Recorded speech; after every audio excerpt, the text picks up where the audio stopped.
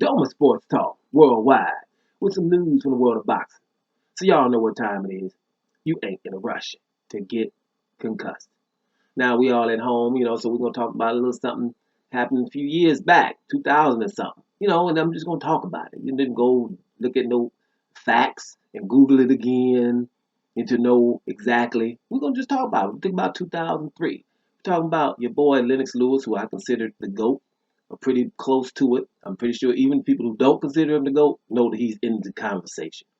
Lennox Lewis. Now, Lennox Lewis was 41-2. Had 32 knockouts, right? But his last fight was against Vitali Klitschko, or Vitali Klitschko, depending on how you say it. Now, Vitali Klitschko was 45-2 with 41 KOs. He was undefeated when he fought your boy, Lennox Lewis. Undefeated. Now, the guy was never been stopped, Vitali. Even his whole career, he was never stopped. Now, he lost a couple of fights with TKO.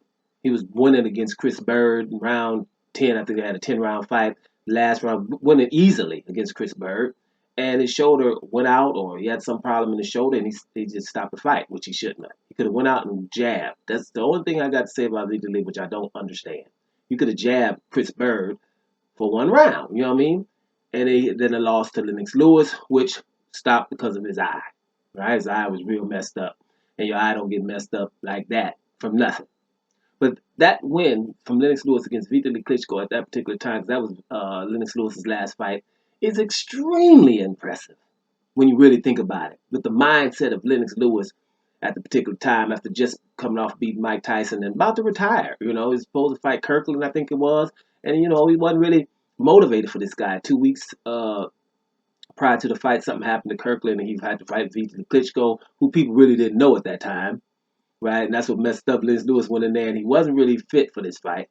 And to still come out on top against a Vitali Klitschko is nothing less than remarkable. The way that Lennox fought, just plodding and coming forward, taking a lot of punches from Vitali, he would have beat the hell out of Vladimir, in my opinion. But Vitali has a chin. Vitali took a lot of good punches in that fight. Just extremely incredible, that fight that Lennox Lewis gave in his very last fight. That's why I really consider him the GOAT. And I'm going to tell you why. I will put Lennox Lewis's resume against anybody in history of boxing. Just anybody, especially heavyweights. Anybody, I don't care. You're going to have to be hard pressed to get a better resume than that. I'm talking about anybody in them 90s, the early 2000s, 90s, late 80s, or whatever. If you was fighting, the only one he didn't fight was Riddick Bowe, and we know why. Riddick Bowe didn't want none. And he was already beat up in the Olympics, and he didn't want none of Lennox Lewis, right? Documented, right? Because of WBC, he threw the belt in the trash can. Infamous incident. But I'm talking about who you think? Mike Tyson? Mike Tyson didn't want to fight Lennox Lewis in his prime. And when he did, everybody gave Mike Tyson excuses. He's out of his prime. And Lennox Lewis is older than Mike Tyson, I think, by a year or something like that, right? So, it ain't Lennox Lewis' fault that Mike Tyson went and did all them things. I was good when you was in your prime. I was good when you went to jail. I was good when you got out. I was good the whole time. I was handling my business. We ain't gonna, I'm better than Mike Tyson. Bottom line. I beat him and then would have beat him earlier. Right? Evander Holyfield, I beat him twice too. Got a draw on one, which we know wasn't a draw. Those are the best names. Razor Ruddock was a big name at that time. Everybody wasn't beating Razor Ruddock. Razor Ruddock had 2 good fights against Mike Tyson. Got beat up against Lennox Lewis.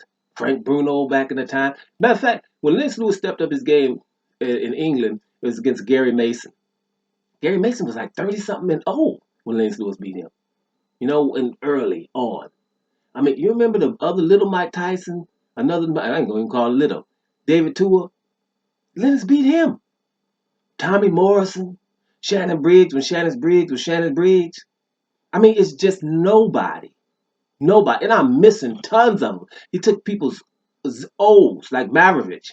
And that was the guy, he had like this Iraq haircut. Those little, where you just got hair in the middle. I don't know, people got different names from. That dude, he was from somewhere in Yugoslavia. Well, I think Yugoslavia was still together at the time, but Serbia or Croatia, I'm not sure. Bad boy. Lennox got rid of him in a tight fight.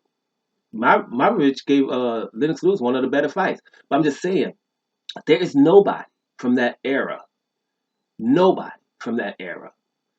that he didn't fight and beat. And to beat Klitschko at the end is incredible. And you know, other people are like, well, why are you talking about Klitschko and Klitschko and Lennox Lewis right now? Anybody fighting right now ain't better than neither one of them. That's why. I'm a Deontay Wilder fan. He ain't better than them, right? Anthony Joshua ain't better than them. Mike Tyson ain't better than Tyson Fury ain't better than them. I don't think Tyson Fury beats Vitali Klitschko or Lennox Lewis, and none of them do. Dillian White and all that stuff, Luis Ortiz, all our best fighters are not better than these two guys. You would have to prove it, and I don't think so. Right, so that's why we're talking about them. Right, you got to remind people every now and then. You know, because Lennox Lewis is not far, and Vitali Klitschko is not far from it's only a few years back. Now Vitali Klitschko, I got him probably in the top 6 or 7 of all time. I can't put him higher because his resume. People weren't trying to fight him, but just the people on it. I don't, his resume.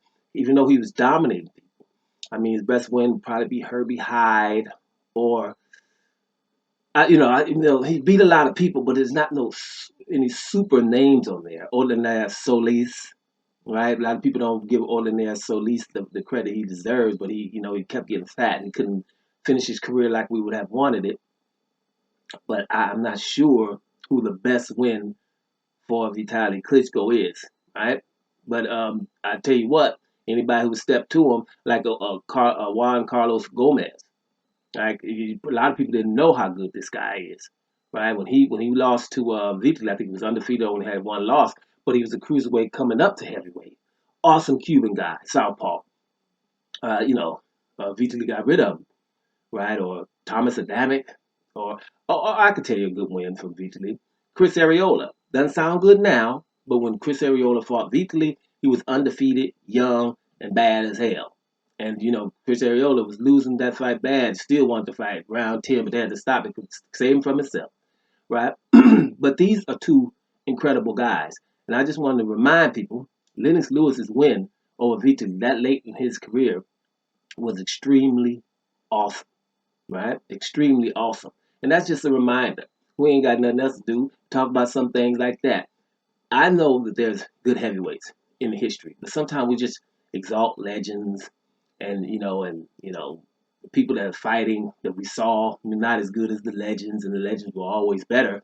But my point about Lennox Lewis is because of his size as well, 6'5", 240, something like that, right? He would be able to deal with all of these huge heavyweights now, and definitely with those smaller guys, with some awesome guys, the Joe Lewises and the, Rocky Marcianos and, stuff like that, right? Jack Dempsey's and all this stuff. We like to say, hey, man, back in the day. But if you 6'1" or 5'11", 6 feet, 209, 205 pounds, stuff like that, you're not beating Lennox Lewis. You're not. And what I like to say is 2 out of 3. Because in heavyweight, you can see what can happen. Because Rothman got him, and Oliver McCall got him, which I don't agree with because he was up on Oliver McCall. But those are the two who are documented to have beaten Lennox Lewis. He came back and took care of both of them. Defeated everybody he faced. So props to him right now while we're going through all this stuff in the heavyweight division, which I'll come in other ways in other videos. But if you want to do something right now, if you got time, maybe want to go back, check out Lennox Lewis, and then you'll see the type of fights he's had. He had some close ones, Ray Mercer and stuff like that, which everybody wasn't beating. Very close fights like that.